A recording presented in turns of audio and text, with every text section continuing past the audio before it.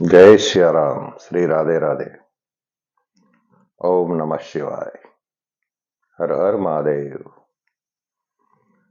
वाला सज्जनों, સૌ હરિભક્તો, આપ સૌની સમક્ષ આજે ઘણા દિવસો બાદ યુટ્યુબ ચેનલ નિષ્કામ ભક્તિ રાધે રાધેના માધ્યમથી ફરીથી એકવાર ઉપસ્થિત થયો છું. કારણ કે ચાલુ સાલે 2026માં શિવરાત્રિ મહાપર્વ આવી રહ્યું છે અને આ વખતે શિવરાત્રિ મહાપર્વનો જે સંયોગ છે એ સર્વાર્થ સિદ્ધ યોગ છે. અત્યંત દુર્લભ યોગ હોય છે આવા, અને એમાંય વળી 15 ફેબ્રુઆરી અને રવિવાર,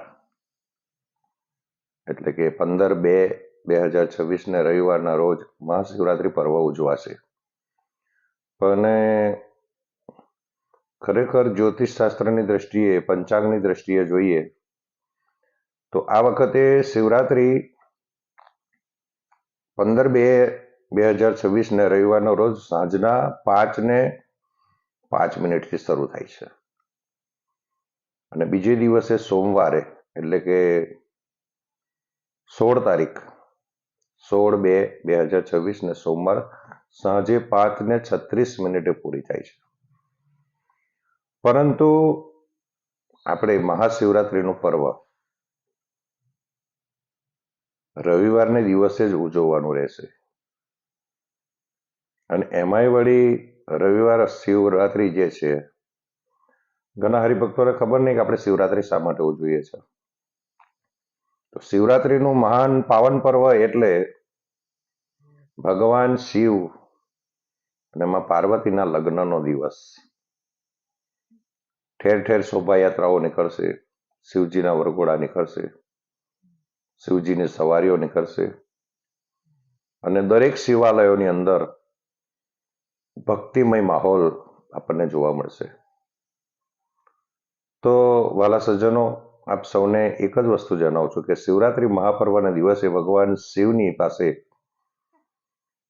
અભિષેક પૂજન અર્ચન કરવાથી આમ તો 8 પ્રહરની પૂજા હોય છે, દિવસના 4 અને રાતના 4. પરંતુ તમે 8 પ્રહરની પૂજા ના કરી શકો, ફક્ત એક જ પ્રહર એટલે કે સાયંકાળ, સંધ્યા સમય દેવોના દેવ મહાદેવની ઉપર અભિષેક તે દિવસે કરો તો પણ વધુ ઉત્તમ છે. ગાયના દૂધથી અભિષેક કરવો જોઈએ, ગંગાજળથી અભિષેક કરવો જોઈએ, બીલીપત્ર ચડાવવા જોઈએ. પરંતુ એથી વિશેષ બતાવ્યું છે શિવ મહાપુરાણના આધારે કે સાયં પૂજન એટલે કે સાયન આરતી જે થાય, સંધ્યા આરતી જેને કહીએ આપણે, તે વખતે યોગ જે શરૂ થયો છે એ સર્વાર્થ સિદ્ધ યોગ છે. તમારા મનની કોઈ પણ મનોકામના હોય, જીવનમાં કોઈ પણ કાર્યમાં વિટંબનાઓ આવતી હોય, આધિવ્યાધિ ઉપાધિ સતાવતી હોય, ધારા કાર્ય ન થતા હોય, તો દેવોના દેવ મહાદેવ ઉપર પૂર્ણ શ્રદ્ધા રાખી મહાશિવરાત્રિને દિવસે સંધ્યા ટાણે, એટલે કે 6:30 વાગ્યાથી લઈને 9 વાગ્યા સુધીમાં શિવાલયની અંદર શુદ્ધ ઘીના દીપ એટલે કે દીવા પરમાત્માને અર્પણ કરવાના છે, એટલે કે રોશની કરવાની છે. હવે જેનું મહત્વ સમજાવું તો પરમાત્માને ભગવાન શિવ સ્વયં જ્યોત સ્વરૂપ છે. ભગવાન શિવને અંધારું નથી ગમતું. તો શિવાલયની અંદર 11, 21, 51, 108 જેવી તમારી શ્રદ્ધા, ભગવાન દેવોના દેવ મહાદેવનો મંત્ર જે છે, બીજ મંત્ર, ઓમ તત્પુરુષાય વિદ્મહે મહાદેવાય ધીમહિ તન્નો રુદ્ર પ્રચોદયાત, આ મંત્રના જાપ કરતા કરતા કરતા કરતા, અથવા એ ન આવડે તો ઓમ નમઃ શિવાય, ઓમ નમઃ શિવાય, ઓમ નમઃ શિવાય, જે શિવનો ષડાક્ષરી મંત્ર છે, એનો જાપ કરતા કરતા પણ જો દીપદાન કરવામાં આવે તો ખૂબ જ ઉત્તમ રહેશે. ભગવાન મહાદેવ ખૂબ રાજી થશે, તમારી સર્વ મનોકામના પરિપૂર્ણ કરે. કારણ કે એ સમયે સર્વાર્થ સિદ્ધ યોગ ચાલુ હોય છે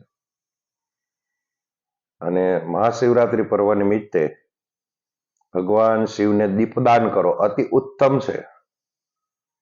અભિષેક સવારથી કરો, પૂજન કરો, અર્ચન કરો, 4 પ્રહરની પૂજા કરો, એ તો ઉત્તમ છે જ, પણ વિશેષ જો કંઈ ન કરી શકતા હોય તો આટલું કરો, જેનું સિદ્ધ ફળ મળે. અને દેવોનો દેવ મહાદેવ એટલે ખૂબ ભોળિયો. સાચા હૃદયથી અને શ્રદ્ધાથી નિષ્કામ ભાવે જો એનું તમે દીપદાન અર્પણ કરો, મહાદેવ ખૂબ રાજી થશે. પણ દીપદાન કરતા પહેલા મારી વાત સાંભળી લેજો. દીપ અર્પણ કરો ને તો શુદ્ધ ગાયના શુદ્ધ ઘીનો દીવો કરજો. ઘણા તેલના દીવા કરે છે, ઘણા કેન્ડલ એટલે કે મીણબત્તી હળગાવે છે, નહીં કામની. પ્રભુ તેથી નારાજ થાય છે. શુદ્ધ ગાયનું ઘી જો મળે જ, અને ફૂલવાટ મૂકી અને ગાયના ઘીથી દીવા પ્રગટાવવાના છે. ઘણાને થાય બાપજી કેટલા પધરાવા, તો ઓછામાં ઓછા 11 અને વધુમાં વધુ 108, જેવી તમારી માન્યતા, 1008 સુધી લોકો પ્રગટાઈ શકે છે. 201, 351, 401, 551 આ રીતે તમે લઈ શકો છો. પરંતુ ખાસ યાદ રાખવાનું છે કે શુદ્ધ ગાયના ઘીનો દીવો કરવો.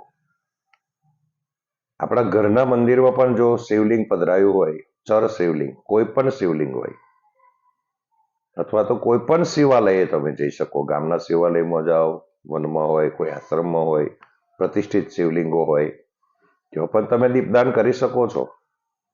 ઉત્તમ તો એ જ છે, પણ છતાં ન જઈ શકતા હોય તો આપણા ઘરમાં જે શિવલિંગ પધરાયેલું છે, આપણા ઘર મંદિરમાં પધરાયેલું છે, ત્યાં તમે ઓછામાં ઓછા 11 દીવા ગાયના ઘીના પ્રગટાઈ ઓમ નમઃ શિવાય, ઓમ નમઃ શિવાય, ઓમ નમઃ શિવાયના જાપ કરો.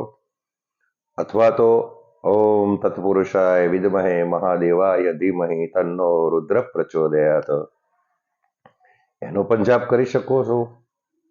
શિવ ચાલીસાના પણ જાપ કરી શકો છો.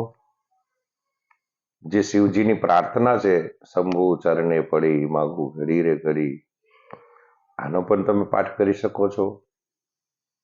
મહાદેવને તમે રાજી કરો. ભગવાન શિવ, દેવોનો દેવ મહાદેવ, કહેવાય છે કે શિવરાત્રિના દિવસે અચૂક શિવાલયમાં એમની હાજરી હોય છે સૂક્ષ્મ સ્વરૂપે. અને સંધ્યા સમયે આજે મેં ટાઈમ બતાવ્યો 6:30 થી લઈને 9 વાગ્યા સુધીમાં દીપદાન કરશો તો ખૂબ ઉત્તમમાં ઉત્તમ પરિપૂર્ણ ફળ તમને મળશે. તમારા મનના દરેક મનોકામનાઓ ભગવાન શિવ પરિપૂર્ણ કરશે. તો વાલા સજ્જનો, આજે યુટ્યુબ ચેનલ મારી નિષ્કામ ભક્તિ રાધે રાધે દ્વારા આપ સૌને આ એક નમ્ર નિવેદન કરી રહ્યો છું કે આ વિડીયોને જેટલો પણ તમારાથી થાય એટલો શેર કરજો, જેથી કરી તમારા તમામ હરિભક્તો જણ સુધી જો આ વિડીયો પહોંચશે તો દરેકને લાભ મળશે, દરેકની મનોકામના પરિપૂર્ણ થશે. આગળ ચીધ્યાનું પણ પુણ્ય હોય છે. તમારા દ્વારા જો કોઈને આ વિડીયો પ્રાપ્ત થાય, કોઈને જાણકારી મળે, તો એ આ પ્રમાણે જો પ્રયોગ કરશે શિવરાત્રિના દિવસે, તો ચોક્કસ પૂર્ણ શ્રદ્ધા રાખીને કરે તો મારો દેવોનો દેવ મહાદેવ ભગવાન ભોળિયોનાથ એમની સર્વ મનોકામના પરિપૂર્ણ કરશે. તો વાલા સજ્જનો, આપણી આ યુટ્યુબ ચેનલ નિષ્કામ ભક્તિ રાધે રાધે સૌને માટે નિષ્કામ ભાવે છે, અને પ્રસિદ્ધિ માટે નથી. આ ચેનલ આપણી પરમાર્થ માટે છે. એટલે આપ સૌને મારું એક નમ્ર નિવેદન છે, નમ્ર અરજી છે, વિનંતી છે કે આ જણ સુધી આ વિડીયોને પહોંચાડજો. પરમ કૃપાળુ પરમાત્મા દેવોનો દેવ મહાદેવ ભગવાન ભૂર્યોનાથ નીલકંઠેશ્વર મહાદેવ પ્રભુ કાલોરોપલ કાલ મહાકાલ આપ સૌની સર્વ મનોકામના સિદ્ધ કરે, પરિપૂર્ણ કરે, સૌને સુખિયા રાખે એવી આજના પવિત્ર દિવસે પરમાત્માના ચરણોમાં વંદન કરી આપ સૌને મારા હૃદયપૂર્વક જય સિયારામ, રાધે રાધે, ઓમ નમઃ શિવાય, હર હર મહાદેવ, હર હર મહાદેવ, હર હર મહાદેવ, હર